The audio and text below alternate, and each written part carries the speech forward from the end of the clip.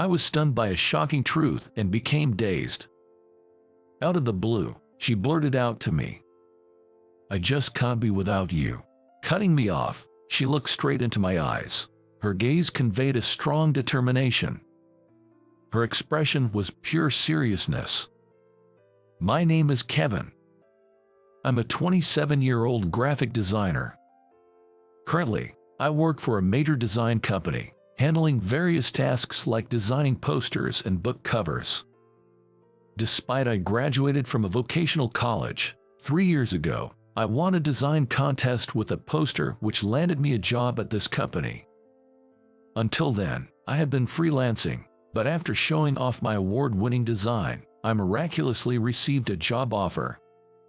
The poster I submitted in the contest had a mermaid theme and was titled Mermaid Princess. It depicted a deep-sea mermaid swimming up towards the surface. The design transitioned from dark to light colors, creating a feeling of hope, which was highly praised by the judges. I have a strong attachment to this Mermaid Princess work as it was a turning point in my life. A job at a major company allowed me to be involved in various projects and led to fulfilling days. However, I had one concern. It was my boss, Director Bob. "Kevin, the font color doesn't match the background. Redo this flyer's design. From my perspective, who have studied at a prestigious art college, navy is better than blue in this case." Saying so, Bob threw the flyer at me. Thinking here we go again with his nitpicking, I replied, "Got it," and immediately turned to my computer. Director Bob had graduated from a renowned art college, and thus held immense confidence in his taste and education. For that reason, he clearly didn't like the fact that I, a mere technical college grad, joined the same company midway. Just like now, he always nitpicked at my works, suggesting to change the color or switch the motif from flowers to stars, and demanding numerous revisions. Of course, as a designer, my goal is to produce better works. But the tricky thing with Bob was that he often changed his feedback. As expected, after I switched the font color from blue to navy and presented it, Bob ordered another revision. "You know what? Blue was better. No hard feelings, but artists go through many iterations to create masterpieces. This will be a great learning experience for you, as you have not properly studied at an art college." Saying so, Bob handed back the flyer with a sneer. Feeling the malice from Bob, I once again replied, "Understood," and ended up working overtime that day. With all the overtime work and the way I was being treated, I was starting to feel down. But I genuinely love my job as a graphic designer, and I also wished to become a designer who would someday earn Bob's respect. But man, I sure could use some emotional support. Late at night, after finally finishing up, I felt a pang of sadness while heading home on the last train. Looking back, when I was freelancing, I was always busy due to financial constraints. In such a situation, romance was out of the question, and since my college days, I had always been alone. But someday, I'd like to get married. I thought, maybe now is the time to take some action. However, as I was suddenly driven by that urge, I was still unsure how to proceed since I had been away from dating for so long. So, the next day, I decided to seek some advice from my cousin, whom I regard as my elder brother, John. When I called him, John suggested, "If you're up for it, I know a woman I'd like to introduce you to. She's a 26-year-old freelance illustrator and a friend of my wife." An illustrator? I'm intrigued. If she's okay with it, I'd definitely like to meet her. Thus, through John, I got a chance to meet this woman. We planned to have a matchmaking date at a cafe lounge in a week. The woman's name is Catherine. I got to see her picture on a phone, and she was a beautiful lady with long flowing black hair. Despite I'm not that good looking, I showed Catherine my picture through John, and thankfully, I seemed to be within her acceptable range. Now, all that was left was to meet in person. Nervously anticipating our meetup the next day, I received an unexpected call at work. Suddenly summoned by Director Bob, I wondered what was up. Entering his office, Bob, with a smirk, began. Kevin, I've been thinking of transferring you. The official notice will be out in 2 weeks. Start preparing for your new location so you will be able to begin working in a month. Wait, you are transferring me? Caught completely off guard, I was taken aback.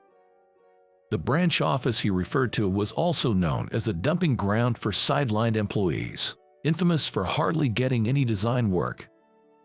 Why would I, who can handle designs at the main office, suddenly be transferred to that branch? When I voiced my confusion, Director Bob, with his usual condescending attitude, continued.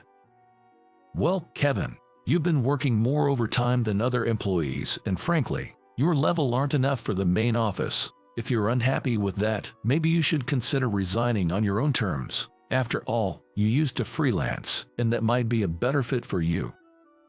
His words made his true intentions crystal clear.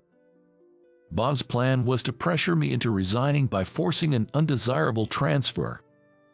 For me, if I was to be transferred to a branch where hardly any work comes in, it would probably be best to leave the company.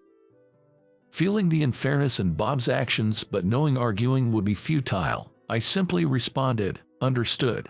I'll submit my resignation form," and quietly left his office. I had always put in effort, hoping for recognition from Bob. But all that effort went down the drain. Though I was filled with a deep sense of frustration, I had a meeting set up with Catherine the next day. It would be unthinkable to cancel the matchmaking date the day before after expressing my interest. I should apologize sincerely. With that thought, I headed to the cafe lounge in a suit the next day. Arriving about 10 minutes earlier, I nervously waited for Catherine. Then precisely on time, she appeared. Wearing an elegant gray dress and carrying herself gracefully, Catherine looked even more beautiful than in her photos. My heart began to race upon seeing her, but I had to tell her the truth. Although, before I could say anything, with a warm smile, Catherine started introducing herself. Sorry to keep you waiting. My name's Catherine. I'm really looking for you. I'm so sorry. I have something I must apologize for today. Seeing me bow and apologize as soon as we met, Catherine was visibly taken aback. The thing is, just yesterday, my boss ordered me to transfer to a branch office. The real purpose behind this is to push me to resign. So, in about a month, I'll be going back to freelancing. I'm truly not in a position to date anyone right now. I sincerely apologize for initiating this meetup only to bring you such news. Upon hearing the details, Catherine responded calmly. I had thought anyone would be rightfully angry if they heard such things during a matchmaking date, so her reaction was quite surprising to me. Is that so? That must have been tough. Thank you for being honest with me. No, I'm so sorry. And so, we just had one cup of coffee and then went our separate ways. Honestly, I wanted to talk with her more and was curious about the type of illustrations she creates. But with my future job becoming uncertain, it might not be the right time for a relationship. I probably won't get another chance to meet such a wonderful woman like her. With such lingering feelings, I headed to the office the next day and was again summoned by Director Bob. Now what? I thought, noticing that Bob seemed different than usual. Kevin, sorry to ask this, but could you hold off on submitting your resignation? We actually received a direct job request for you. Previously, unless it was something significant, Director Bob would allocate work considering each employee's capabilities. It was my first experience receiving a direct request. From where? I inquired, and the response was unexpected. It's from Inspire Publisher. Who would have thought a major publisher like them would scout you directly? Inspire Publisher is a top-tier publisher. I never dreamed of receiving work from such a big name. According to Bob, a webcomic artist named Sarah Cherry was releasing a book with Inspire. For some reason, she specifically requested me to design the book cover. After reaching out to the publisher, I was informed that Sarah wanted to discuss the job in person, so the next day I visited the office for a meeting with Sarah. I had intended to submit my resignation, but this unexpected job offer felt unreal. First, I should check out Sarah's work for the design. So, I went online to look at her creations and was immediately captivated by her world. The gentle color palette of her illustrations was very endearing and soothing. But her work wasn't just cute. Sarah's drawings vividly conveyed everyday moments of wonder, making it understandable why she has so many fans. I wondered, what kind of person is Sarah? With anticipation for the next day, I headed to the publisher's office and was led to the meeting room. But the moment the door opened, I was shocked. It was Catherine, the woman I had just met for the matchmaking date. Caught off guard, I managed to say, "Could it be, are you Sarah Cherry?" With a smile, Catherine nodded. "Yes, I work as an illustrator under the name Sarah Cherry." I knew Catherine was an illustrator, but I had no idea she was Sarah Cherry. In astonishment, I slowly said, "But Catherine, are you sure I'm the right fit? I'm the only one in my company with a vocational school degree. There are many more skilled designers out there. I specifically want you." Cutting me off, Catherine looked at me straightly. Her expression was full of seriousness. She then shared, "Actually, I've been following your work for years. Ever since I saw your mermaid princess in the poster contest, I've been a fan. You've known my work. I'm honored." I couldn't believe that Catherine had recognized my work from 3 years ago. She continued, "3 years ago, I was in a slump, not producing much, but when I saw your mermaid princess, I was deeply inspired. The mermaid's desire to escape the dark sea and reach the shore where her prince awaited resonated with me. I felt that as long as I persisted like that mermaid, I would eventually see results. Your work inspired me to persevere." Catherine, realizing someone was touched by the emotions I poured into my work, was the greatest joy. It's not just about creating beautiful graphics. If my own creation had truly moved someone's feeling, there's no greater joy. Catherine's eyes filled up with tears as she continued, "That's why I was so thrilled when I heard about our matchmaking date. I've always wanted to meet you, Kevin. I've longed to have a conversation with the person behind such marvelous work. Meeting you through a mutual friend was like a dream come true. I can't believe a designer like you would be transferred to a regional office. That's why I directly reached out to offer this job." I can't express how grateful I am to Catherine.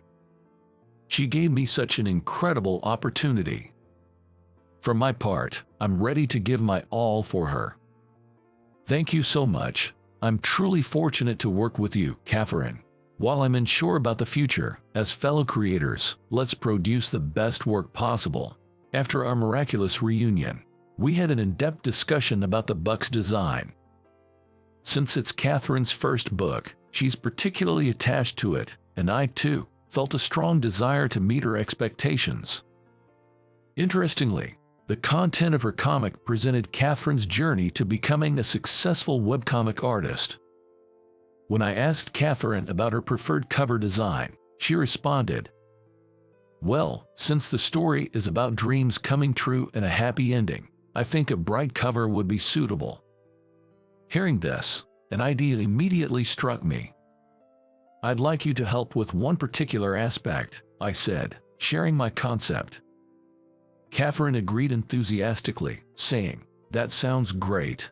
Together, we co-designed the book cover. A year after meeting Catherine, the book I designed became a bestseller, selling over 200,000 copies within 6 months of its release. Thanks to Catherine's charming original characters, the book garnered popularity across various age groups and was highly praised for its readability. Moreover, our collaborative cover design was applauded for its excellent taste. For the book, I themed the cover around the Little Mermaid. But unlike before, she's not the mermaid from the dark, deep sea. This mermaid, having come ashore, gazes at the blue sky and the brightly shining white sand beach with a radiant smile, and the mermaid illustration was crafted by Catherine. Interestingly, the mermaid embodies Catherine herself, who overcame difficulties to realize her dreams. Thanks to her adorable art style, the design turned out even more appealing than expected. Moreover, representing the mermaid scales with holography was admired as being innovative by the publishers, and since then, I've been receiving direct job offers from Inspire Publisher. At this rate, as the director, there was no way they could transfer me to a rural branch office, so the idea of my transfer was cancelled. Surprisingly, this episode led Bob to reassess his previous attitude. "Kevin, I read the book you designed, and it was truly impressive. Not just a pretty cover, but it perfectly aligned with the world of the comic, creating an entire universe. I feel ashamed for previously emphasizing academic credentials so much." Perhaps it's his genuine passion for graphics that made him recognize and appreciate the effort I poured into the design. I've always been aware of his profound skills in art and design. "There's so much I've learned from you over the years. No matter what, you'll always be a designer I deeply respect." Upon hearing this, Bob, for the first time, showed a gentle expression. "Thank you, Kevin. Your words truly mean a lot to me." While I had reconciled with Bob, there's more good news. To everyone's surprise, with the book's publication, Catherine and I began dating. As we collaborated professionally, we came to recognize each other as irreplaceable in both work and personal life. We continue to inspire each other in our work and maintain our relationship. And now, 6 months later, Catherine is publishing another book, so we're teaming up once more for the cover design. What design should we go for this time? How about this? I quickly sketched a scene of a wedding ceremony featuring a bride and groom. Why the sudden shift from a mermaid to a wedding scene? Well, once the mermaid, fascinated by the sea, comes ashore, wouldn't she want to marry her prince? Catherine blushed and laughed. "You do realize that mermaid represents me, right?" "Yeah, so, can I propose to be the prince? The mermaid who saved the drowning prince?" "Indeed, Catherine is my very own little mermaid."